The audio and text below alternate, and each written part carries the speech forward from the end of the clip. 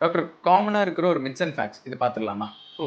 பார்த்துடலாமே. Doctor சம்பளங்கால் போட்டு கீழ உட்கார்ந்தா நீ டேமேஜ் வருமா? சின்ன வயசுல இருந்தே நல்லா சமணங்கால் போட்டு உட்கார்ந்து பழகுனவங்களுக்கு ஒண்ணும் பிரச்சனை இல்ல. ஆனா ஆர்த்ரைட்டிஸ் ஆல்ரெடி ஸ்டார்ட் ஆயிடுச்சுன்னா, அவங்களுக்கு தான் பிரச்சனை வரும். கால ஆட்டிட்டே இருந்தா போன்ஸ் வீக் ஆயிரும்னு சொல்றாங்க. அது உண்மையா? அப்படியெல்லாம் ஒண்ணும் இல்ல. ஆக்சுவலா இது ஸ்ட்ரெஸ்ஸ ரிலீவ் பண்றதுக்கு ஒரு ஹேபிட்டா இருக்கலாம். ஆனா இதனால போன்ஸ்க்கோ, ஜாயிண்ட்ஸ்க்கோ எந்த டேமேஜும் ஆகாது. டாக்டர் சின்ன வயசுலயே ஜிம்முக்கு போறாங்க இப்பல்லாம். சோ அவங்க ஹைட் வந்து அஃபெக்ட் ஆகுமா? Proper training and correct technique follow பண்ணா body strength and bone density improve ஆகும். ஆனா ஒரு சில பேரு லார்ஜ் அமௌண்ட்ஸ் ஆஃப் ஸ்டெராய்ட்ஸ் எடுத்துக்கிறாங்க. அதனால குரோத் ஸ்பீட் அஃபெக்ட் ஆகலாம். அவங்களுக்கு ஹைட் அஃபெக்ட் ஆகிறதுக்கு சான்ஸ் இருக்கு. டாக்டர் வெஜிடேரியன்ஸ்க்கு போன் ரொம்ப ஸ்ட்ராங்கா இருக்காதுன்னு சொல்றாங்களே, அது உண்மையா? அப்படிலாம் ஒண்ணும் கிடையாது. Proteins, calcium and vitamin D கரெக்டான அளவு எடுத்துக்கிட்டாங்கன்னா வெஜிடேரியன் டயட்லயுமே நல்ல ஸ்ட்ராங்கான போன்ஸ் ஏற்படுத்தலாம். டாக்டர் லாஸ்ட்டா டெலிவரி அப்போ அவங்களுக்கு முதுகுல போடுற அந்த ஊசினால பேக் பெயின் வருமா? நிச்சயமா கிடையாது. பிரெக்னன்சி டைம்லயே ஒரு ஹெவியான பேபியை வந்து வயிற்றுல சுமக்கிறதுனாலயே பல பெண்களுக்கு வந்து கண்டிப்பா பேக் பெயின் இருக்கும். சில பேருக்கு சிசேரியன் செக்ஷன் பண்றதுனால முதுகுல ஊசி போடும்போது அந்த மெல்லிசான ஊசினால அவங்களுக்கு எந்த விதமான பாதிப்பும் வராது. ஃபியூச்சர்ல அதனால தான் பேக் பெயின் வருதுன்னு சொல்லிட்டு எந்த விதமான ஆதாரமும் கிடையாது.